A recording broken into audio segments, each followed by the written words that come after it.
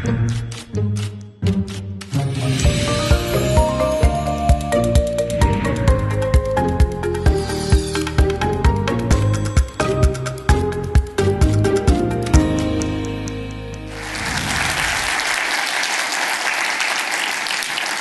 all feel as good about the Chicago New Media Summit as I do, because I think this is a very important occasion and we all have a lot to learn, because every day media is growing, changing, and it's really a wonderful time.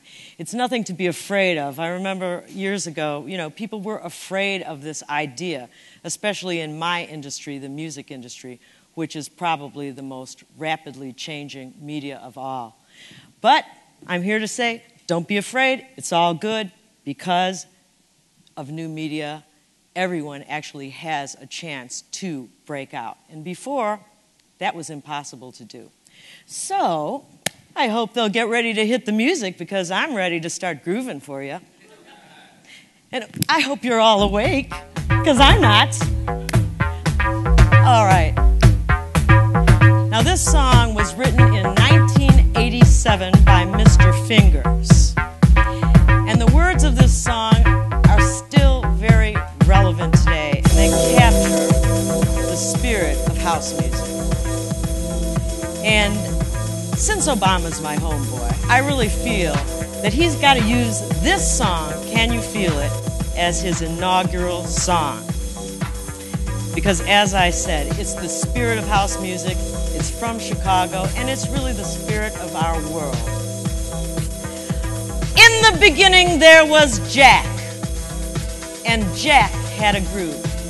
And from this groove came the groove of all grooves. Once you enter my house, it then becomes your house, because I am not so selfish. You may be black, you may be white, you may be Jew, you may be Gentile. It don't matter in our house. And this is fresh. What do you think? I think those words, that kind of sums it up. It's all about change, changing media, changing people, and that's the great thing about what's happening today. Now, at the time this song was written, music was just into a tremendous change, because the major labels at that time really had all the power. It was impossible for small independent labels like Trax Records to compete. Now, the reason for that was, if you had to create physical products, you couldn't afford all that manufacturing. And if you did have a hit, getting all those records in the stores in a timely manner, almost impossible to a small label. So the great thing about today and all the new media is the fact that anybody can do it. If you've got something good and you know how to work with new media, you know how to utilize various sites. I mean, a lot of you probably have your MySpace page or your Facebook. Or what I'm really crazy about is I love the nings that we have that I've learned about through the Chicago New Media Summit. And all these things are ways of really growing your music and exposing it. Now, back when we did Can You Feel It, and you're seeing a lot of my friends here in the background there, we had to depend on the DJ. And that's not a bad thing. But back then, it was all about DJs exposing your music. That was how you had the chance to break internationally. But today, the DJ still plays an important role, but really there are so many ways to get your music out there. So if you're aspiring and you have your own record label and you want to someday be like Trax, or you want to someday be like Universal, or whatever you want to do, or just set your own trend and just outshine everybody, the capabilities are there. And one of the things is, I'm not only here to tell you about how to do it or how I did it, but I'm here to learn from all the great people that are part of this summit. These are very exciting times. Today, labels need to know about things like search engine optimization. It's a whole new world. Because how do you break artists? Well, breaking artists, it's completely different. Everything about my industry is completely different. We now have iPods. I mean, everybody has an iPod, you know, and so that's the proprietary device. So that has really, in some ways, though it's great because we're talking about the pros and cons, it does limit the sound, you know, and that's one of the things that I love about vinyl, because vinyl was so rich and full. And actually, we came to a point with CDs where CDs were sounding very good too. But now I think, you know, MP3s, we've got a ways to go. And I personally have been talking to some companies that are promising me that if I let them utilize my catalog and my house music, they'll use waveforms. And I'm hoping that that's going to happen. I do love Apple, I do use Apple, but I don't know if they're getting the picture that we can use better sound quality.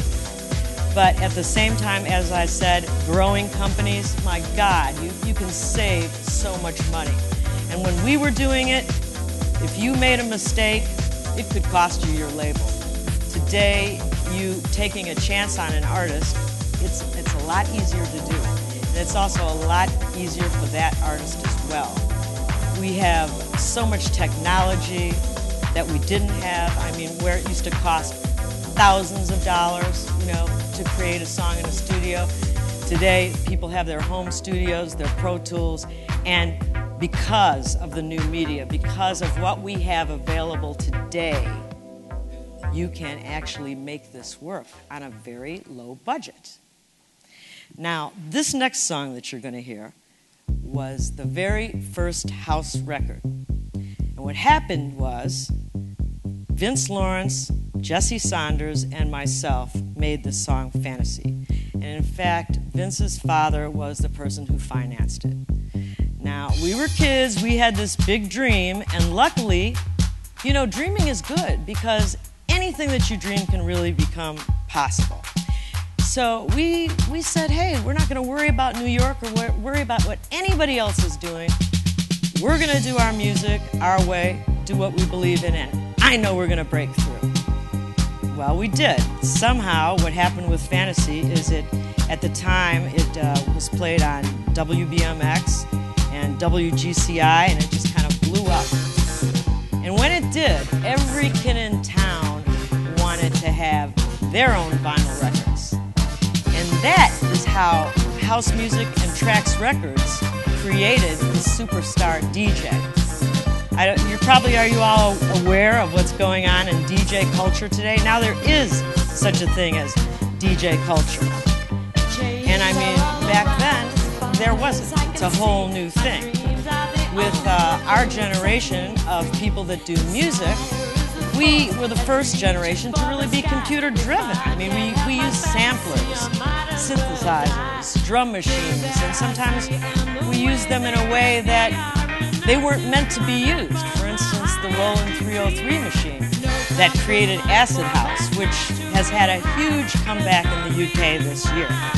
Well, that, you know, we just used that in the way it wasn't meant to be used, created a whole new sound, and just a whole new genre of house music came out of it. But it just wasn't the conventional way of doing music at the time. And I remember a lot of people kind of frowned on it and, oh, they're not musicians, and, you know, this kind of thing. But really, what grew out of it was a whole new kind of pop music, which a lot of people don't want to call it house, because to call it house really brings focus on Chicago. That's why we've got to call it house.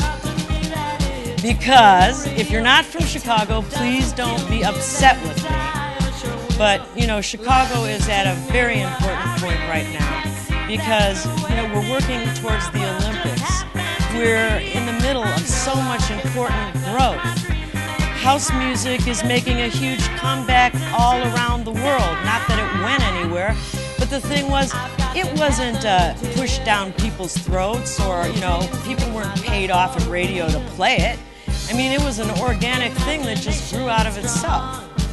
And these days, what's happening, because now, though we do depend on DJs and we do depend on, you know, our social networks, we have a thing called aggregators. I don't know if you've heard of an aggregator, but Let me explain what they are.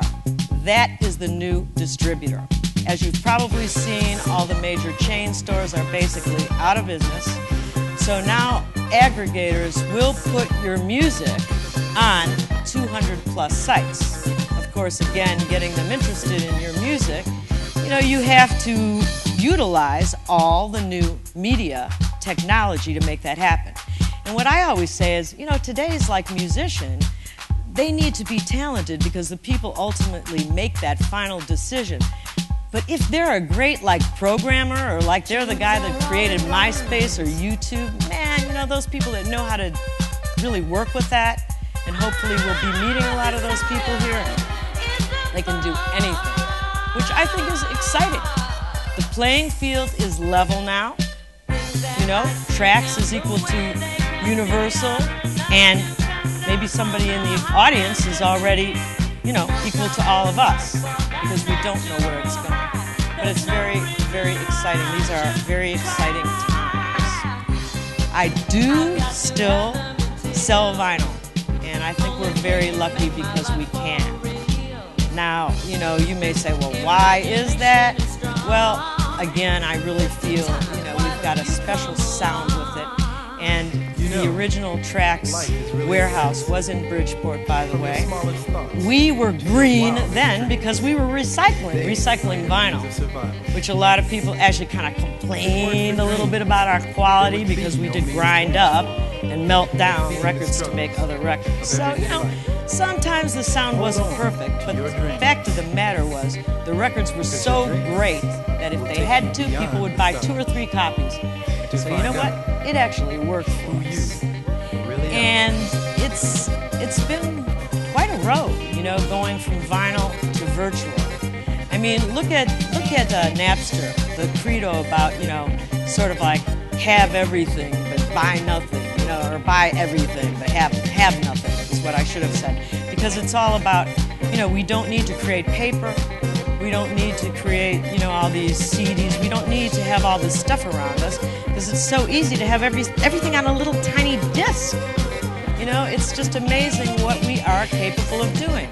And instead of being in a huge, huge studio, though I have to say, I miss them, because here in Chicago we had some of the finest studios in the world, and I miss those places. And there's still a few left, and they're still fun to go and work it. But now, hey, if you're in your bedroom, I don't care where you are, you can make a hit record. And that's, I think, a really great thing. And so I've done a lot of talking. I want to do a little singing. And the way I feel about it is, this whole Chicago New Media Summit is my forevers here today, and live in the moment, which I know that you all do, correct? And that's what I do. So I'll be releasing this song in the UK, so they can turn the music up a little bit. Right, all right, all right, all right, all right.